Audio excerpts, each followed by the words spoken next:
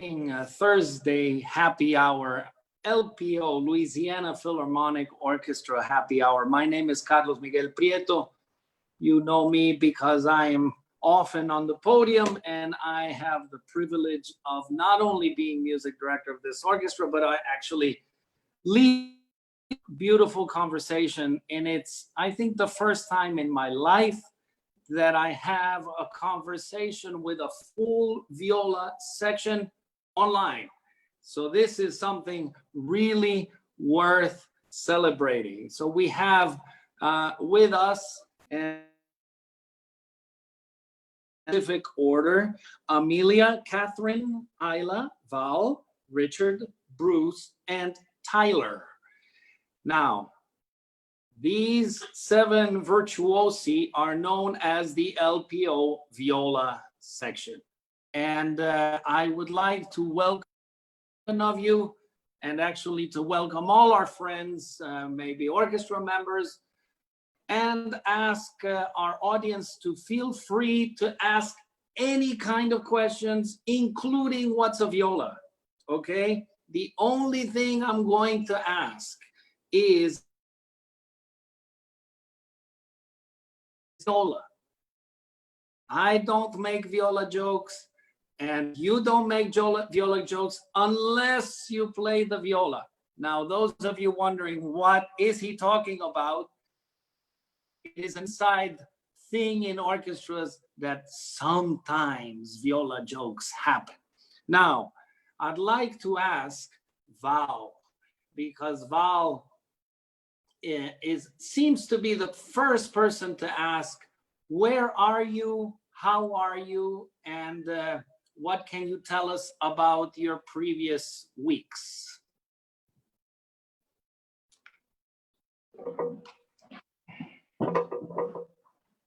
I've been home, as many of us have, self-isolating, trying to do some practicing, sometimes more successful than others, and not much else. Cooking, ordering groceries, walking in the park, and reading. Oh, I'm surprised that you are able to read, because that's one thing that I'm so incapable of, because I get completely messed up in my head with anything I read. I get very, very emotional. So I'm happy that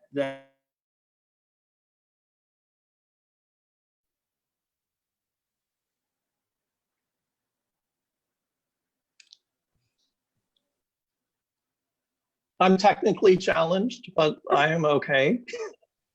I'm doing good. How are you? I'm okay, actually. It's starting to feel repetitive to be in the same place for 2 months after not being in the same place during about 15 years for any more than 2 weeks. But other than that, I'm fine. But I can imagine that. I think that every day, I mean, every Monday that I wake up, I'm like, it's already Monday again. But everything seems to be, it's very repetitive. Yeah. But basically, I've been doing the same thing that Val's been doing. I've been trying to practice. Sometimes I feel like it comforts me. And then other times I feel like it drives me crazy. So I don't want to do it. So, but cooking a lot, walking in the park, walking around. Great. Did we lose some? Did Bruce disappeared? Well, it's the magic of the viola section. Just suddenly Bruce disappears, but Catherine is still here. So maybe Catherine, tell us something about yourself. Where are you? How are you? I'm doing fine. I'm in my apartment in Metairie. I've been teaching my students still via Zoom or Skype. So about 18 kids. It's not as easy as teaching. I think it takes more of my time to teach them over a video call, but I'm glad I can keep teaching them, something a little bit normal for those kids at least. And yeah, also been fostering some little baby kittens. So we have a bathroom full of 4-week-old hear any yelling. That's what that is. A little bit of practicing to keep up with some of my students, but not too much else. Just teaching the kids. Great. How about you, Amelia? How are you? Hey, I'm pretty good. I'm also in New Orleans and just doing the same as everybody else. I think I did make it a task for myself to practice scales a lot, which has always been kind of something I never had time for and neglected. So that's been my sort of personal project. So I've been practicing scales for 2 months. Only Yeah. scales. Only scales. Mostly. I mean, I haven't been practicing a lot, but I've been making sure to do that, and Bach, and I have a big list. I just haven't gotten to it yet. So if I play a scale a day, I feel like I've done something, or a set, you know? Yeah. And how about you, Ila? How are you? I'm good. How are you? Good to see you guys. It's been a while. Just kind of hanging out here, trying to practice, kind of the same as everyone else. But that's it. You'll probably see my cats wandering around because they don't want to leave me alone. So, but that's it. How is Indianapolis as far as confinement, etc.? Well, we're the state's starting to open up, but not my county because we have the most of everything. So, but it looks like we've kind of leveled off, so things are getting better-ish. But I think we're one of the slower places actually in the country. So, not great, but Well, it's pretty. Actually, the last two gentlemen that I want to introduce, I've actually seen at least once a week and seen in the new way electronically because we are in a planning committee, in an artistic planning committee that has seen an incredible amount of activity. I think that Bruce, you've been on that committee for a long time. We've never met as often as we've met, and we've never met, I think, as productively as we've met. Don't you agree? I would agree. By the way, my internet went out for a few minutes, so I'm actually using my neighbor's browser. So I had to. That's what happened to me. I didn't do that on purpose. Yeah, we've been meeting. Literally, we had 5 meetings, and it's been amazing. We have every possible plan. We deal with every possibility for next year. And Tyler is also. So Tyler, you are a newer member of that committee. So give us your impression. Well, tell us how you are first and your impression of the kind of work that we've been doing over the last weeks. Well, I'm doing well. Out in the Bywater neighborhood, learning the same kind of new economy of time that the whole city or the whole world is really learning, and both discovering that when you have a lot of time on your hands, that can be really productive, or the exact opposite. So trying to err more to the first and less to the second. But the programming committee, has basically been tasked with trying to predict, basically provide a solution for as many different scenarios as we see developing, whether that be coming from the city or from the nation as a whole. And it's been, I think, at the first glance, kind of daunting, but as we kind of pull it apart into the little pieces and realizing, okay, this is what we can actually really do. It's been kind of fun seeing what kinds of repertoire and ensembles begin to fit into those needs.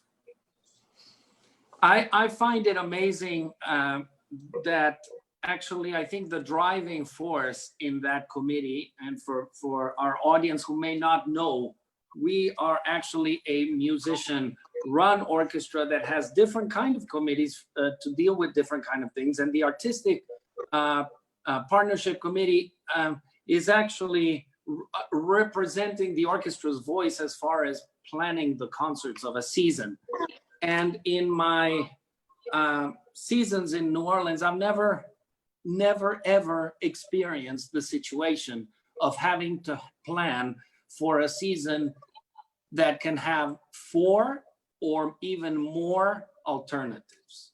So we've been planning everything from a beginning of a season that would be very, very small, very chamber-like, up to something less than that. So it's like really a moving target, but I don't think we've ever been as creative, and I don't think we've ever been as nimble and imaginative as we've had over the last month and a half. Now, the driving force behind this is actually our complete interest as an organization, as an orchestra, to serve you, to serve the community in New Orleans better.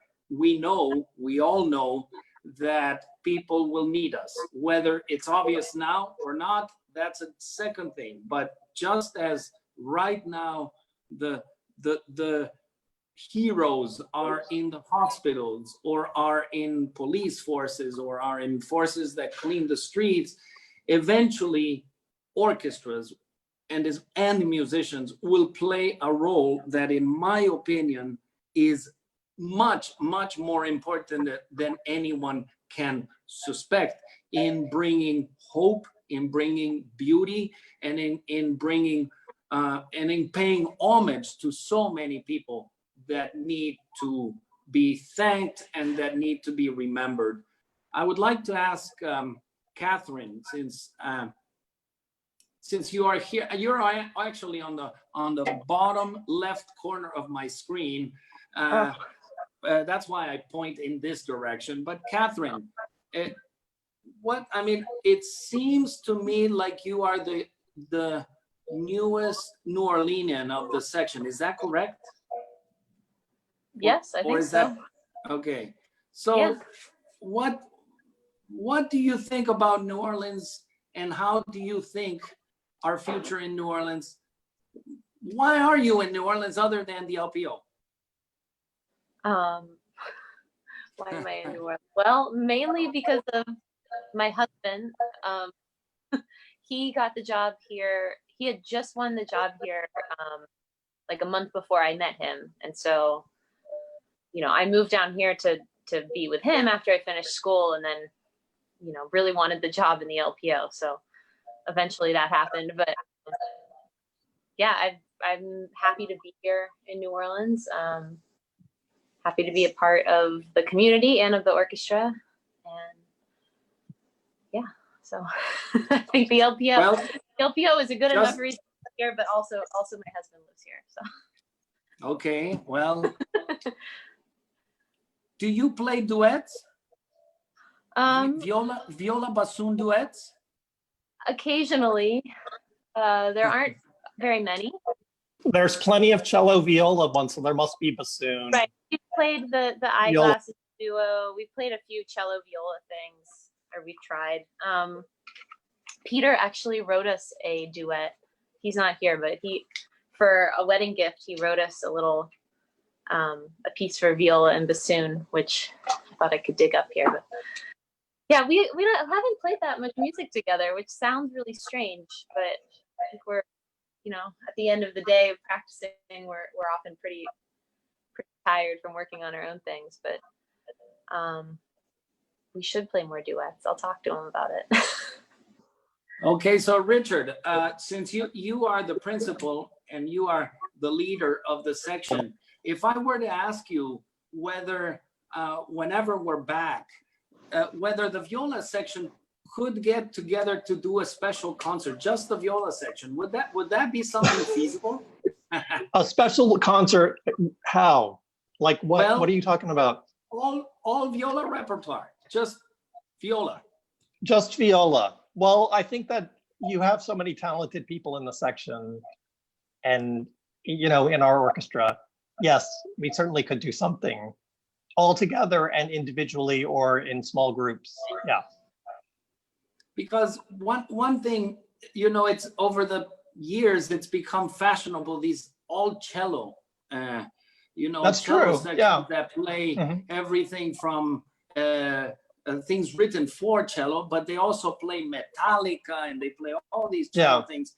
But, and I've seen, and certainly in the country where I'm from, I've seen so many all violin groups and whatever, but I've never ever seen an all viola concert, and I think it would be an amazing thing. So I'm just an ignorant person who doesn't know whether there is repertoire for all viola. So can anybody share with me what Someone else should probably share, I think. Okay, Someone Amelia might have seems some to be going ideas, like this. Amelia. Well, I have a friend who, as a faculty member at a university, she started a viola festival, and I think at one point had like 180 violists playing together. Molly, if you're watching, that's just the first thing that came to my mind. But there is a lot of viola choir repertoire. I can't think off the top of my head. I saw Tyler nodding, but it happens. Yeah, actually, my thought was that there was a former LPO colleague, Scott Slapin, who's actually a very talented composer, and if we were to throw down the gauntlet, so to speak, and say, I'll bet you can't write something for viola septet, I'll bet you he would bite. There is so there is, there's a bunch of like viola quartets. I've had my students at Loyola do some stuff like 2-1 apart, and speaking of Scott Slapin, he wrote a viola quartet. It's too hard for any of my students to play, but we could do it. But we could, I'm sure he'd be happy to write something for us. And Val, would you like to do that? Would you like, if I said, okay, I'm going to take your word and I'm gonna contact Scott and ask him to do something for a viola septet, would you do it?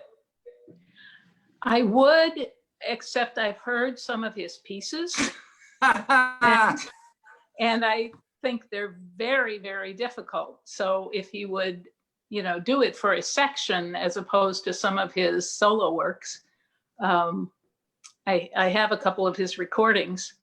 I don't know what the quartet was like, Bruce, but yeah, it would be fun. Or it seems to me I saw on YouTube a viola section from somewhere that did an arrangement of the Brandenburg 6 without using cellos, which, is not the right thing to do, but it could be fun. I think one can do anything now. If there's people doing Beethoven symphonies over the internet with some kind of, we can turn a Villalobos piece for cellos into violas. So I'm publicly challenging you to do that, because I think that there will come a time where many different groups from the orchestra will be wandering the city in different places and playing, and I think it would be an amazing thing, because the viola sound, I just have to share with you, the viola sound for me, so many people say that the cello is the instrument that reflects the low voice or something. For me, it's always been the viola, and it's always it's maybe because I grew up playing second violin in a quartet, And when you play second violin in a quartet, your body is the viola. Because you're always, well, at least in my case, I was sitting right next to the violist. And so I was always listening for the viola. And for me, that voice is so deep and poignant, it can really grab your attention. So I've always wondered, why is it that cello sections get together with so much joy, while viola sections hesitate so much? So maybe we'll break that. But let's go into, oh, there's a cat. So what's, Ila, don't push the cat. The cat is welcome in our chat. I was more worried he was going to break something. That's my mom's cat. His name is Jack. Okay. He's away now. So Amelia, one thing which people who are not in the orchestra don't know is that, you know, I'm from Mexico, and I have the advantage or the disadvantage to think in two languages. And so sometimes I think in Spanish, and I really don't know in what I think or what I'm going to think. But sometimes it happens to me in a rehearsal, I don't know why, that the exact word to describe something comes to my mind in Spanish. And over time, whenever I want somebody to translate it, my face goes directly to where you're sitting. Sometimes you're not there, and then I have no help. So how is it that you have this ability?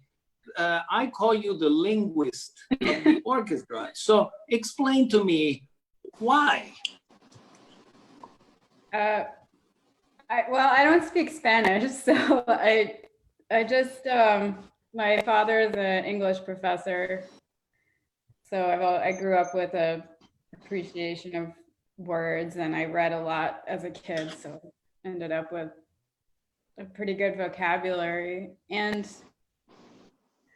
I don't know, I feel like I sometimes understand what you're trying to think of based on the other words that you can think of. My parents are from South Africa, and even with their accent, when I was a kid, I used to have to translate for them or for Americans, like at banks and things like that.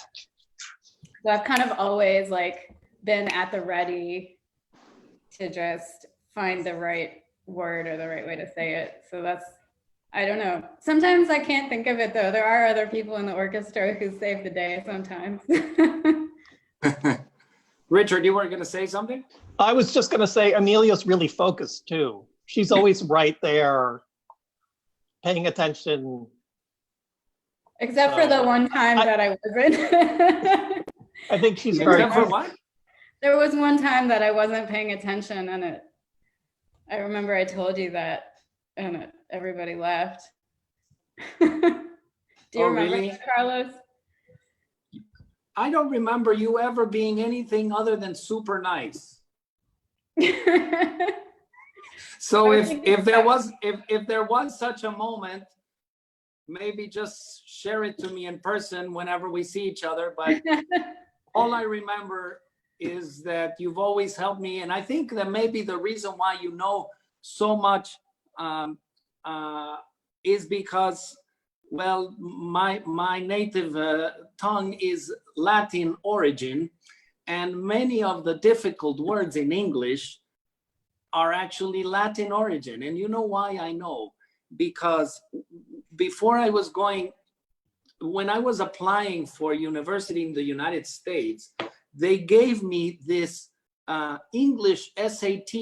I don't know if they exist, these SATs anymore, but the English SAT had a whole list of difficult words.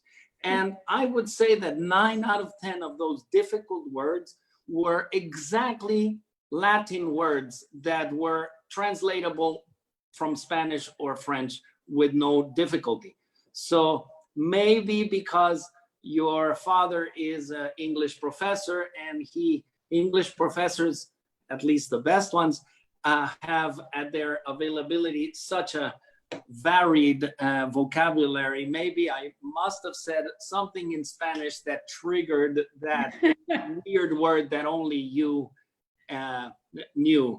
But I also want to share with our audience the fact that Val is not only a great friend, I mean, you're all great friends, but Val is also, we have a very special relationships because she drives me to Covington, and we have 45-minute to an hour conversation on the way there, and 45-minute to an hour conversation on the way back, which I enjoy tremendously. But Val, I'm going to give you a chance now to be completely honest and to say whether that's really something you enjoy or not. Of course I enjoy it. I feel very special to be able to do that. And I enjoy our conversations.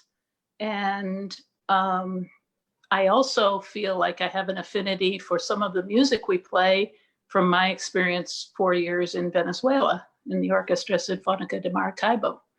So whereas some people may not love it when we come back to some of the Mexican or Venezuelan tunes, it reminds me of when I was much younger, much younger, and it's fun to play them. Well, I really enjoy because we also have so many friends in common that we have those conversations. Now I wanted to ask Bruce something, because Bruce,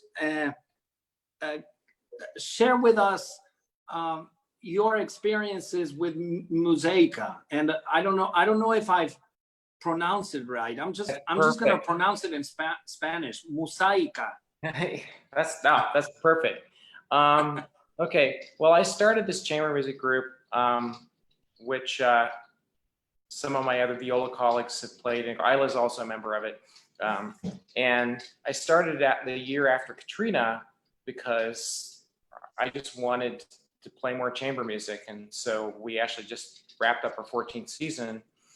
We had to cancel the last concert because of the virus. So, but we'll redo that some other time. But it's been great. It's just, I've played so much amazing music I wouldn't have gotten to do otherwise. And I don't know where to even start, you know. Yes. Is that a group that has fixed members other than you? Yes.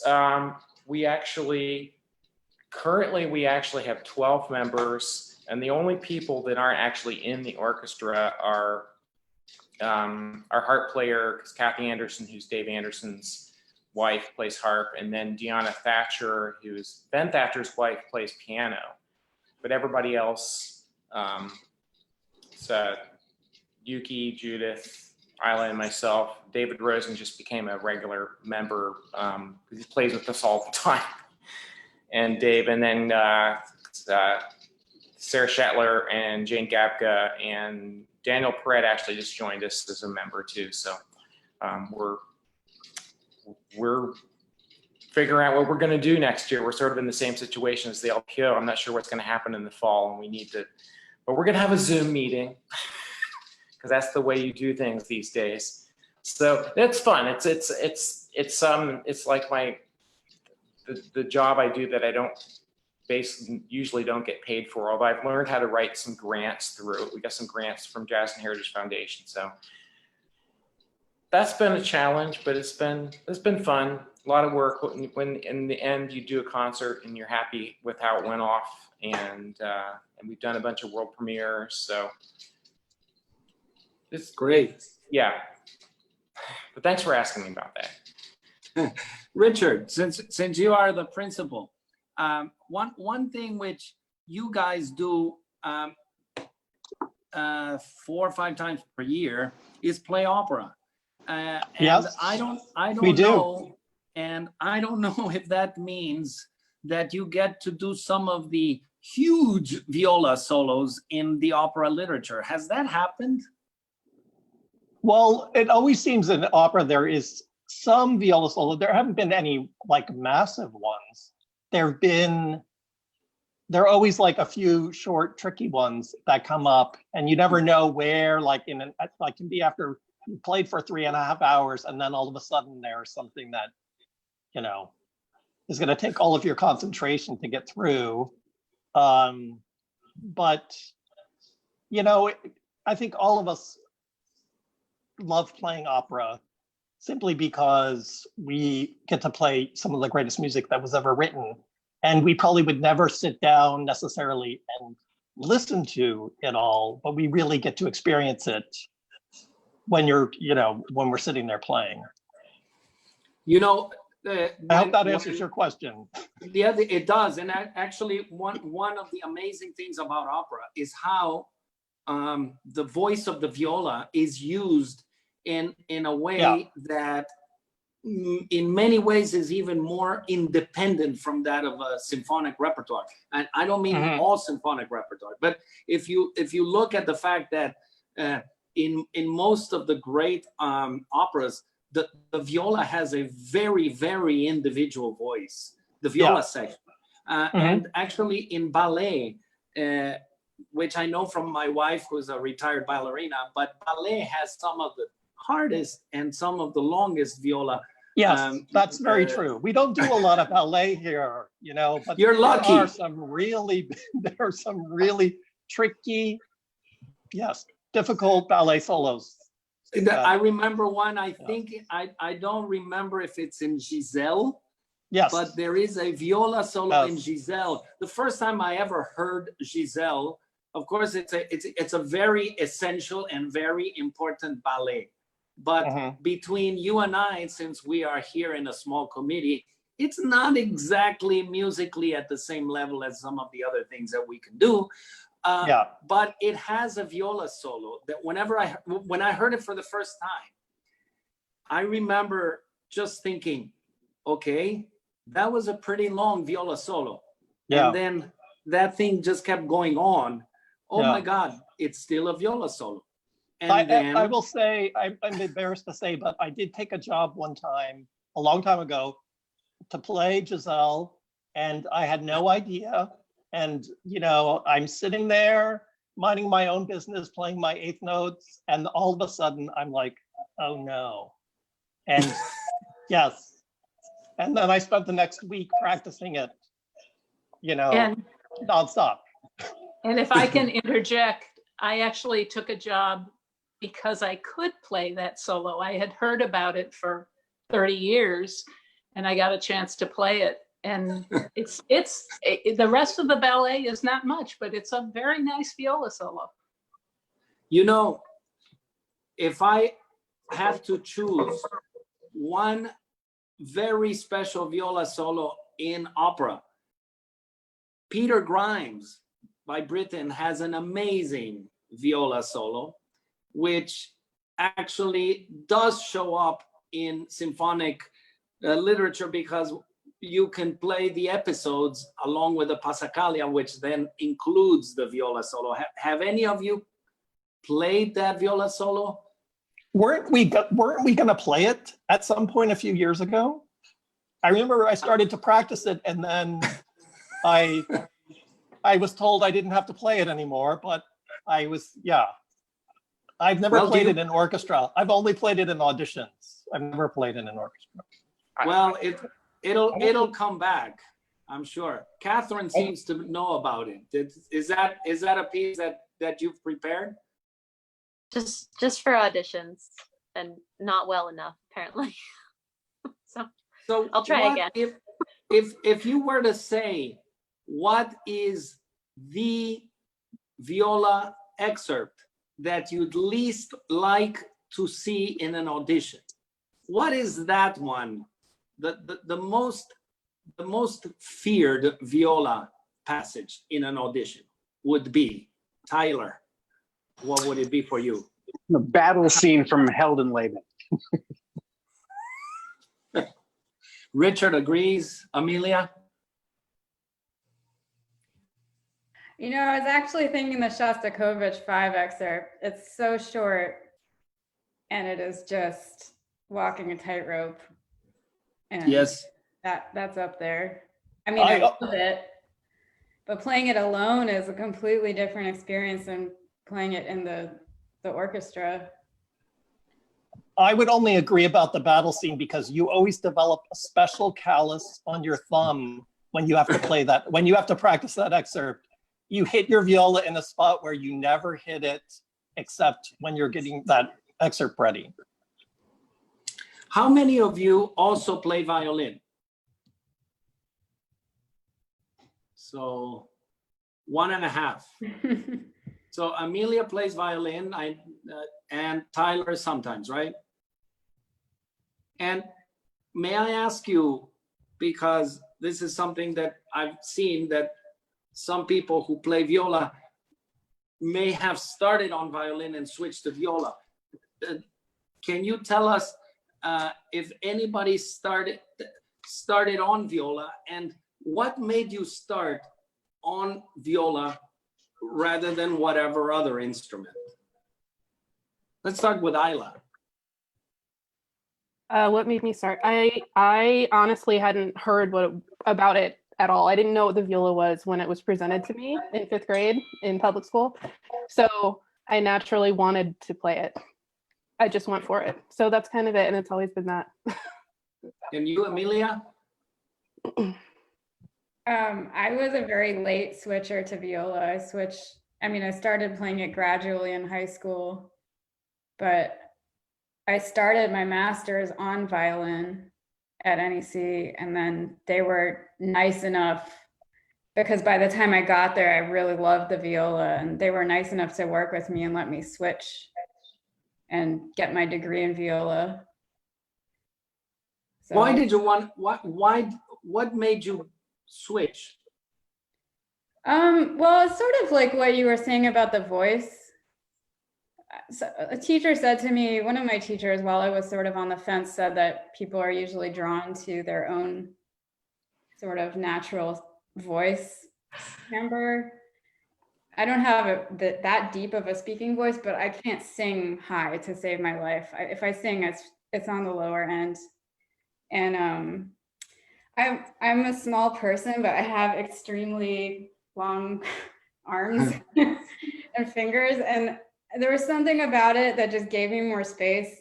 So I was more physically relaxed, and I played it better. And if I ever played one and the other, people would just say, "Oh, you play the viola." And interestingly enough, even if I didn't play at all, people would say, "Oh no, you're a violist." So. And did you have any trouble with the clef, and how long did it take you to switch in your mind? It wasn't easy. It's not easy at first, but I kind of, in every instance, it was sort of a trial by fire situation. In every time that I ended up playing viola, it was like I was in a quartet or in an orchestra.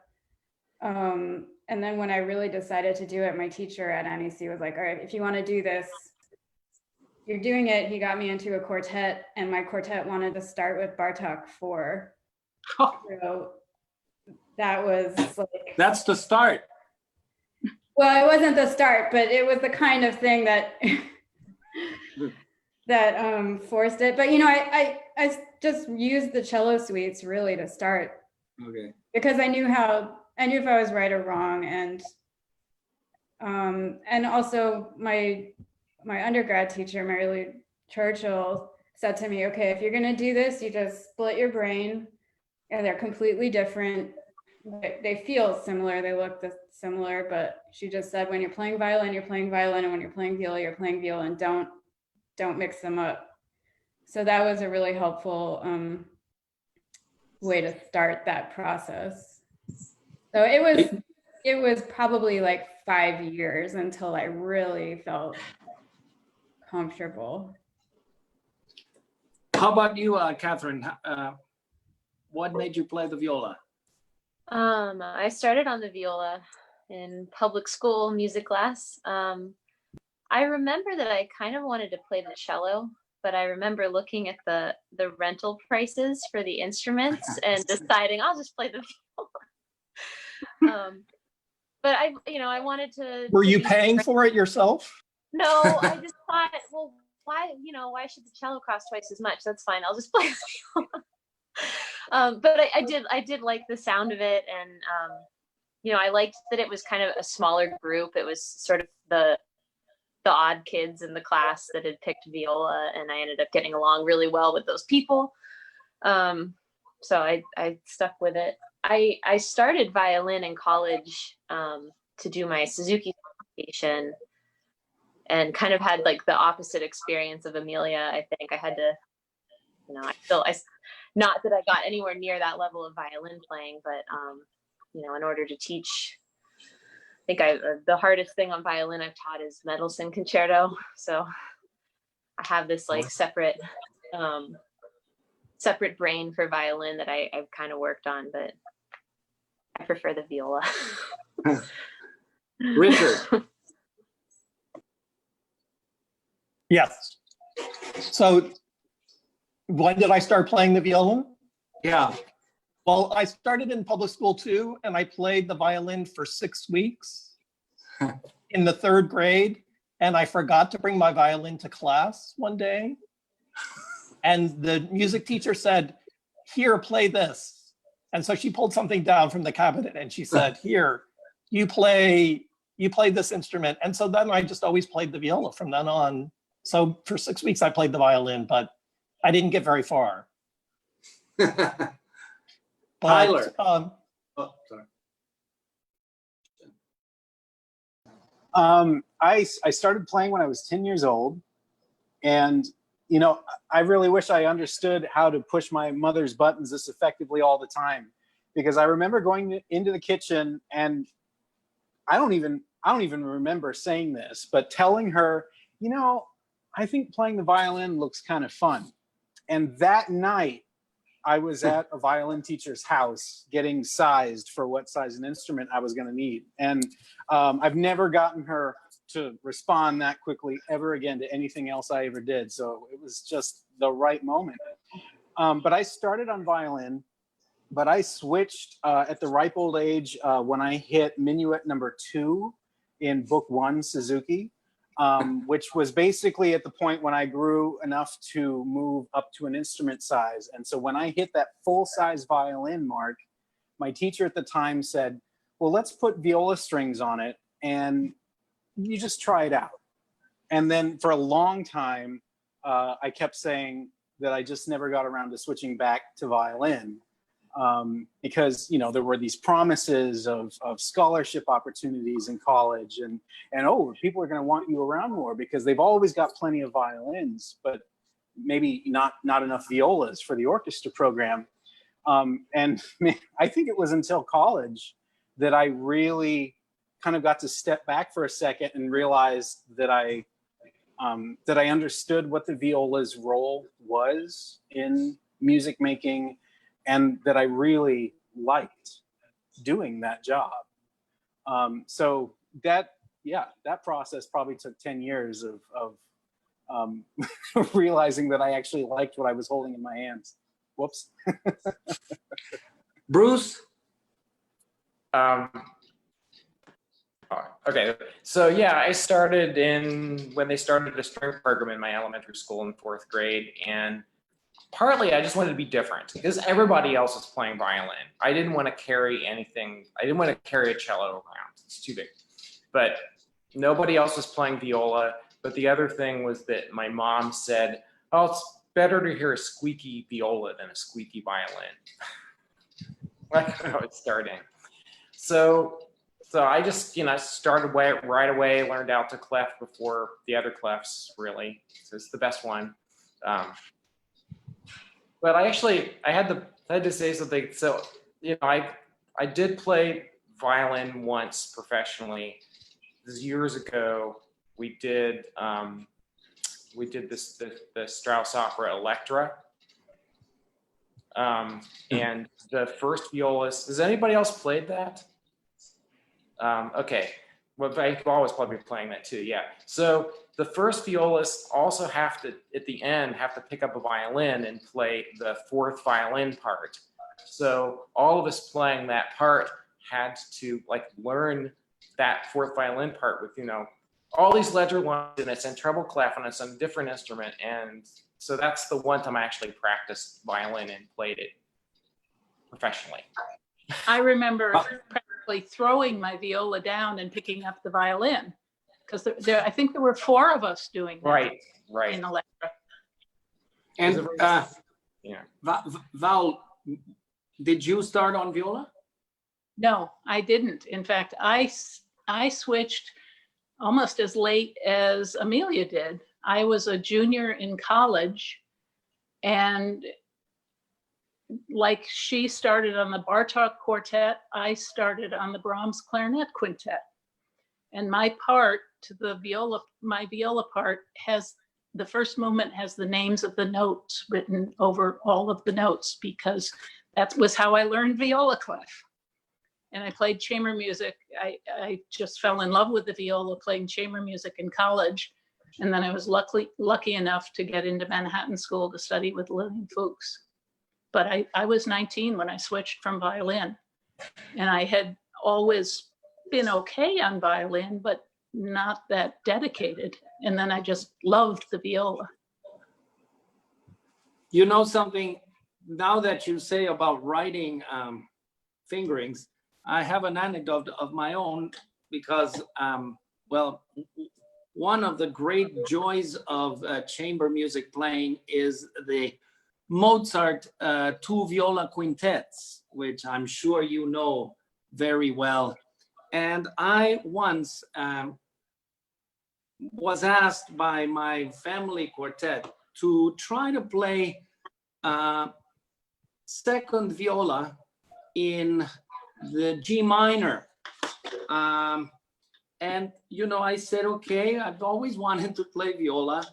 Let's see what happens. And I played that quintet in first violin, but I didn't know what it was going to be like to play viola. So I started on the instrument and immediately loved the sound it made, because somehow it's a richer, more, I don't know, satisfying when you are playing than the violin, especially if you don't play in tune in the higher register, which is my case. So I immediately loved it. I loved the experience.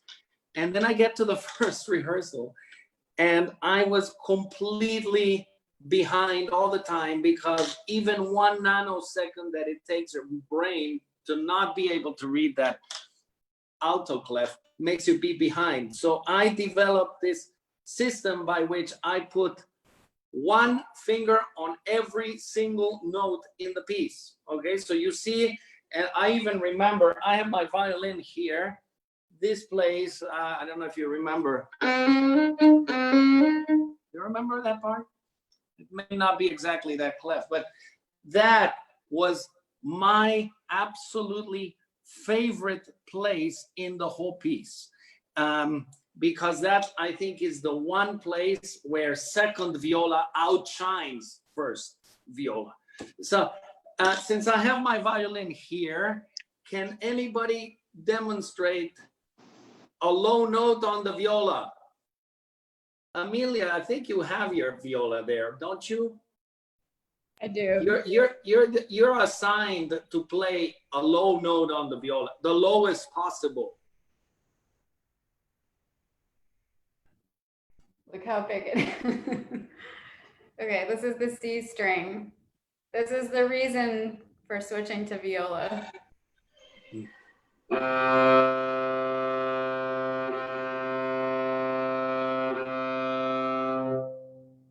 Now, if I tried, which by the way, your sound comes out beautifully from so many miles away.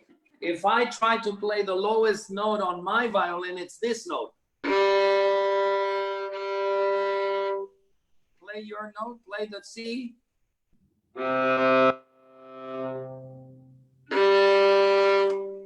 And now if I play the highest note, this is just for people who may wonder the difference between the violin and the viola. If I play the highest open note, it would be, and you? Okay, so that's the advantage, is that the viola has this low register that is like chocolate or like rich and satisfying, which in the violin we've always loved to play. So much that some of the greatest violinists, Orchestra, the long list, have found it not only interesting, but absolutely necessary to play viola, because they couldn't get enough sound from that low register. So some of the greatest violinists of the 20th century have also been great violists. Orchestra, and I think you'll agree with me that Pinchas Zuckerman, is perhaps one of the most sublime violists alive. In my mind, even more interesting with the viola than the violin. So there's something about the instrument that makes even the most, sublime violinists need it. And I get to work with so many violinists. Normally I ask them, do you play viola? And they all respond to me, either yes or I'm planning to. So that's something that's always obsessed me, because we are really, violin and viola, they're cousins. But from far away, if you're in the audience and if you think they're the same, don't blame yourself. It's absolutely normal. When we do kids concerts, the kids always wonder, what's the difference between a viola and a violin? Well, the difference, you just heard it, is in the different range. Can I ask you one question, since we're talking viola? What would you say is the ultimate 20th century viola concerto? If you have an opinion, shoot.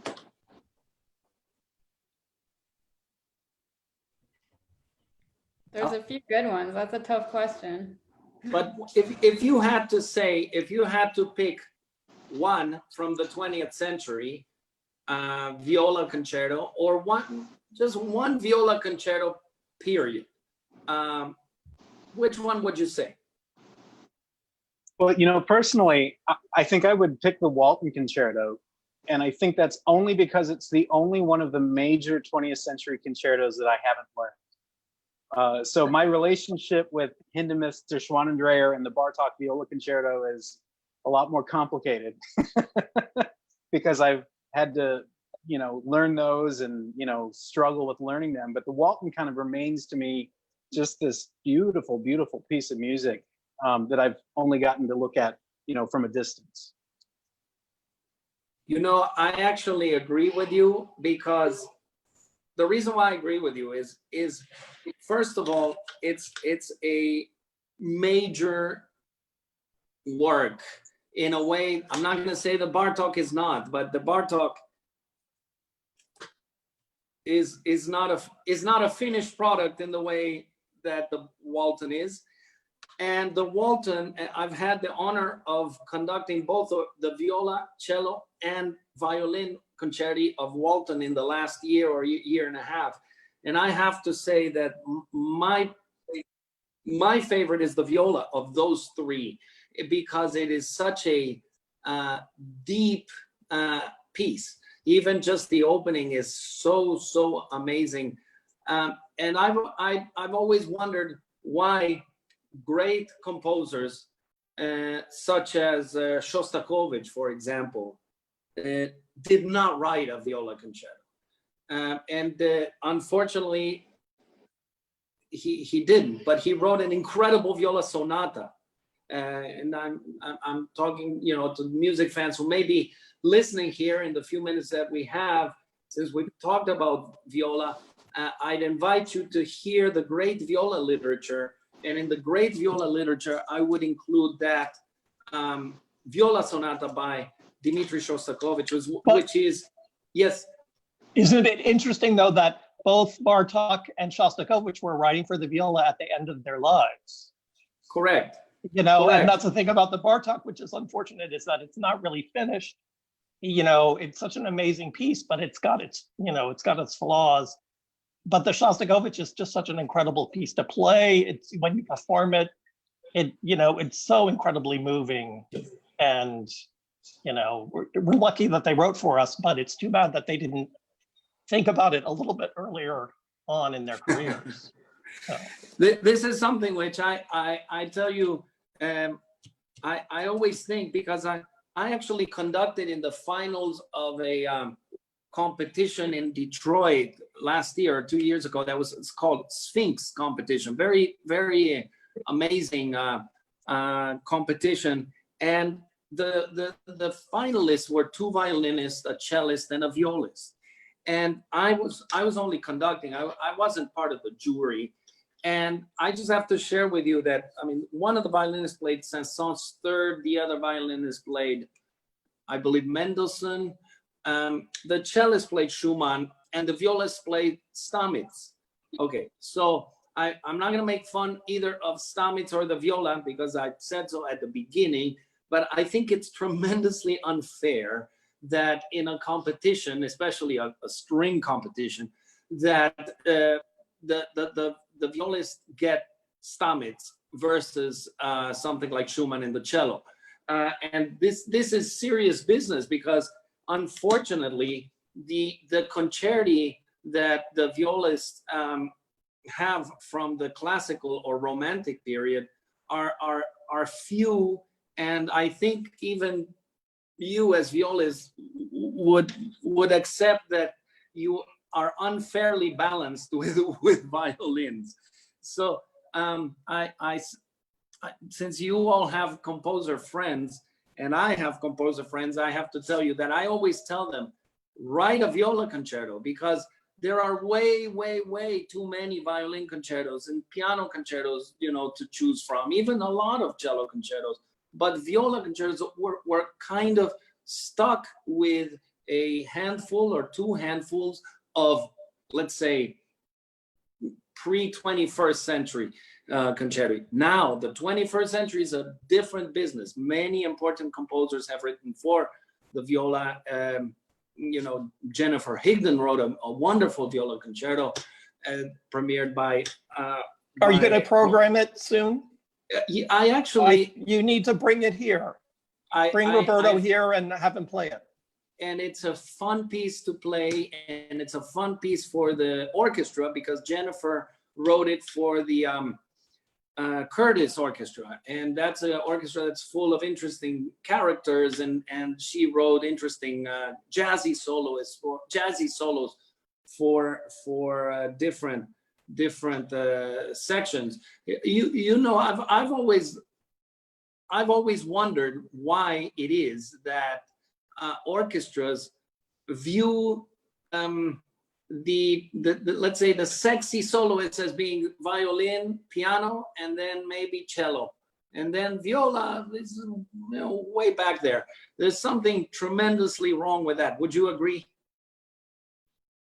Yeah. So we're somehow we're gonna change that. Amelia, you mentioned something that made me emotional, and I don't know if I heard it right, but did you say you studied with Mary Lou Speaker Churchill? Mm-hmm. Yeah. Okay, because I admired her so much, and I of course admired her as a violinist. She was for decades principal second violin of the Boston Symphony and a member of the faculty, very important member of the faculty of NEC. She was also coach in the first years of the Orchestra of the Americas, which is the reason why I got to know her very well. I also know very well Mark Churchill, her husband. But Mary Lou was one of the most generous people I ever met. And so now that you spoke about her, you made me remember her. Can you tell us about her? What was it like to study with really such an icon? It was amazing. She just took me under her wing completely. I had a not straight line, journey, and I ended up transferring to UMass Amherst because that's where I grew up. That's where my dad teaches. For some reason, she was teaching there at the time, and it was pure luck. She took me under her wing, and actually in this time, I went back to her basics book that she gave me and gave all of her students. I've been reading her handwriting this whole time, but everything was just joy and love, but very discerning, and she was picky, and she taught me most of what I know about orchestra excerpts as well. She set me on that path to be able to take auditions, and I do get emotional talking about her too. She passed away how many years ago? I don't even know. But I only spent 1.5 years with her, actually, because I started with her my sophomore year and she started getting ill and had to leave halfway through my senior year. But did you meet Mark? I did. And I don't know him well, but like you said, she was incredibly generous. She housed students who couldn't afford housing. She offered me when I went to NEC if I needed it. And just an incredible person. I think of her all the time. Yeah. Well, we can keep talking, and because I'm not being forced to stop by anyone, and I'm really enjoying speaking with all of you. It's interesting how one can work with an orchestra and not get to meet individually people sometimes, and that's one of the odd things about our job, is that we see each other sometimes every day in a week or 4 days in a week, yet we know less about each other than we probably should. And I think that if I have anything to say about the next year or years, is that I will use that time to get to know all of you, because you are all absolutely fascinating. I've always known that you're great musicians, but I think that the audience should get to know you individually in the way that these brief podcasts, or I don't know how to call this, a Zoomcast or whatever.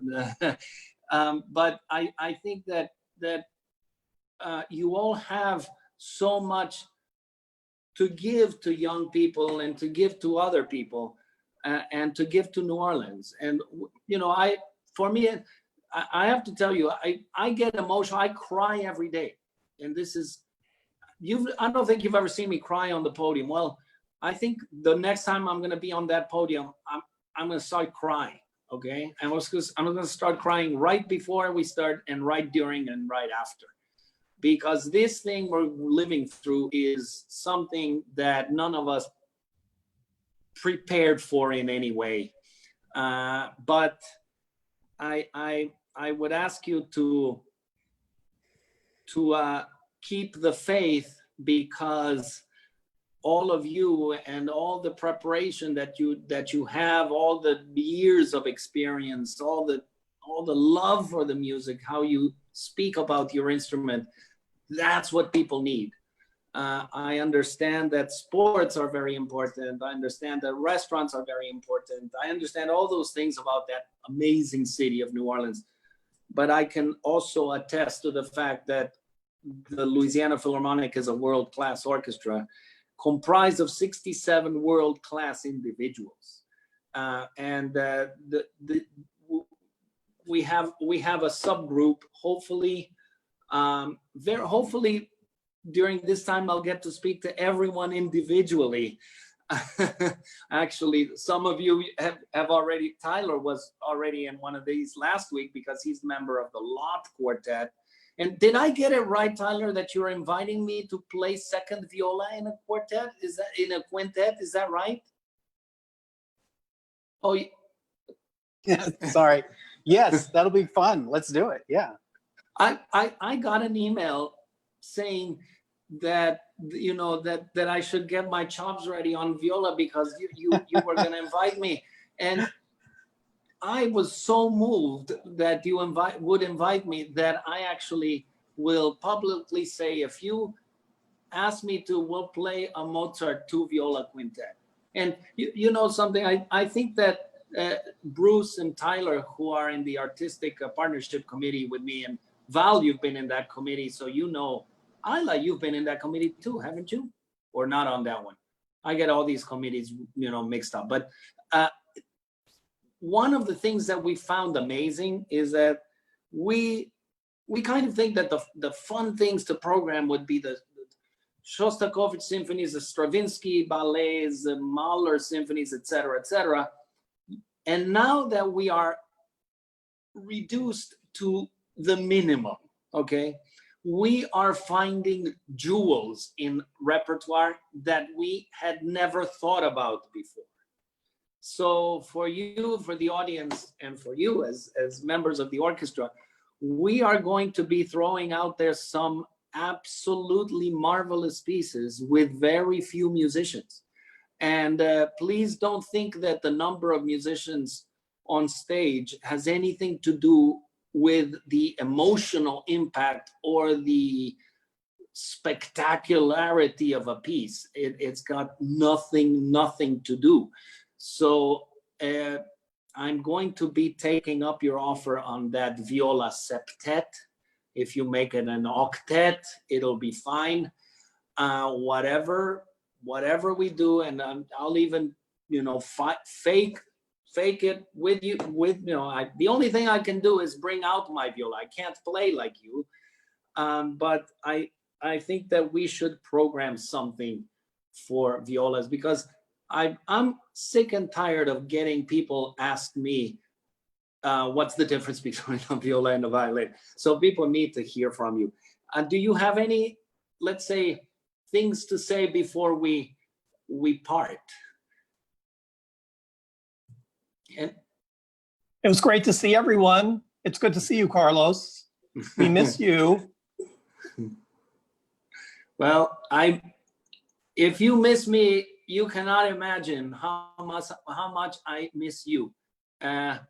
It's incredibly motivating to see your face.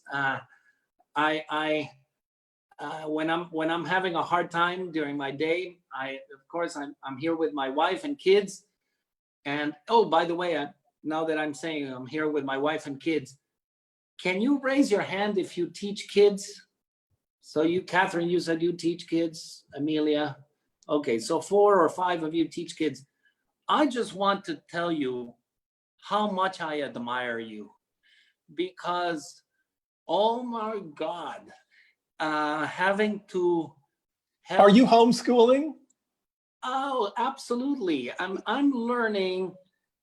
You have to just place yourselves in my position. I actually studied engineering, okay? This is crazy, studied engineering. I used to do differential equations like no problem. I've had to relearn how to calculate the area of a triangle, the area of a square, the difference between a parallelogram and a rectangle, everything from that to a little bit more complicated things, but also this. And I have to tell you that my admiration for teachers, for anyone who teaches kids, has grown tremendously, which doesn't mean I'm frustrated with I just understand how hard it is. And I was working with my daughter today on this piece. You know this piece?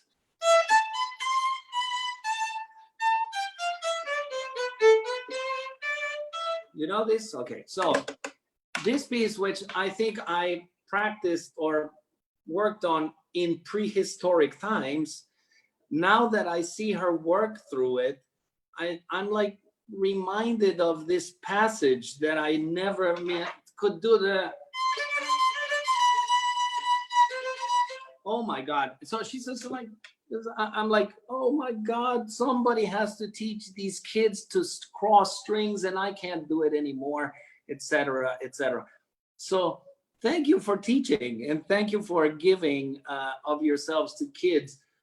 Catherine, you said you had how many students?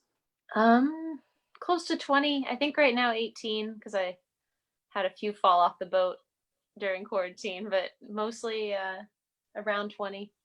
And is that still through Zoom? Yeah, these are them. They each have a folder. With what they're Wow. working on. Wow. So I'm going to just read to you some regards. There's a lot of them. Randy Mize says, I'd love to have Catherine tell a bassoon joke. And then your favorite viola joke. Oh, I don't know if Catherine. I know a bassoon joke. Does anybody else know a bassoon joke? Because I Yes, I know one. Vivaldi Concerti. Do you know how many he wrote?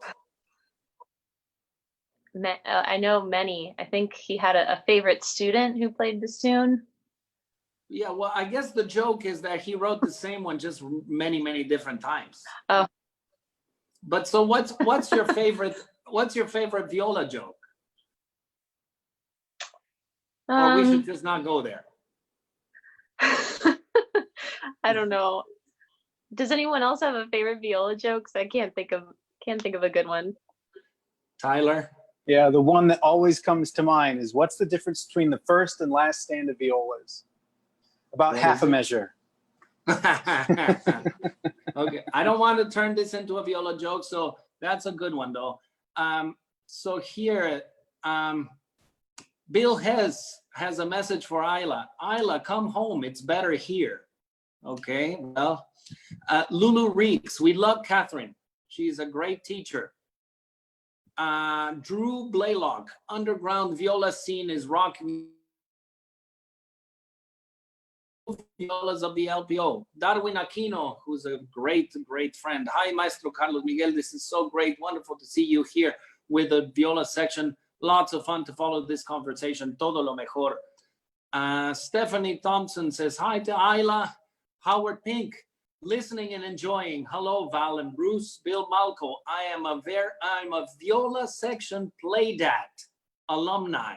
One of my favorite musical memories. I have a green playdat shirt. I made the green shirt into a mask. Well, that's great. Bill, you must be one of the few playdat viola alumni because we unfortunately don't have enough, right? But we certainly remember. Jean Jobert says, hi, alto clef, keeping it real. Monica Miller, hello, Monica. JT Kane, do you remember JT? JT, hey, violas, missed you. Well, Hazel Schluter says, fascinating discussion. Elizabeth Gross, I love how musicians talk about their teachers, just how poets do. That's already poetic in itself, isn't it? Val? Where is Elizabeth? Val? She's at her place. She's been sheltering pretty much carefully so that she doesn't expose us, since Bob and I are both in that risky age, shall we say. Anyway, she finished up her teaching online at Tulane. Okay. And she's going to be teaching poetry online this summer. Well, I want to say hi to Elizabeth and thank you for the book that you sent me. And well, to all of you, I think we've gone over time because the discussion has been so much fun and interesting. And I hope that we didn't get too technical or too viola specific, but finally it's been my first chance to speak to a whole viola section online. So I wanted to discuss some of these beautiful things. I want to thank all of you for participating in this, and also to invite you to participate in the future in whatever subgroup will come out. I don't know what's next week, but very soon we'll organize next week. Here's Lulu Reeks. Amelia Clingman has a scale a day challenge. She has been inspiring musicians to keep practicing. Well, Amelia, maybe we should share with some of our audience that scales have nothing to do with fish in what we are talking about. And so you said three octave scales, 4 octave scales? How many octaves? Usually 3. 3, okay. We're on the viola, so it's a big instrument to get around. Yeah. I don't think you can play many 4-octave scales on the viola. No. I don't think people around you would be wanting for you to go up all the way up there. Yeah, this sounds but like the anyway, beginning of a viola joke. That sounds like the beginning of the viola joke. Well, let's leave it there. I thank you so much, and I send all of you a great hug and great regards. Hopefully see you in September. No, not hopefully. See you in September. And to all the audience, all LPO audience and family, we are here for you. The reason why the LPO is in New Orleans is because of you, the audience.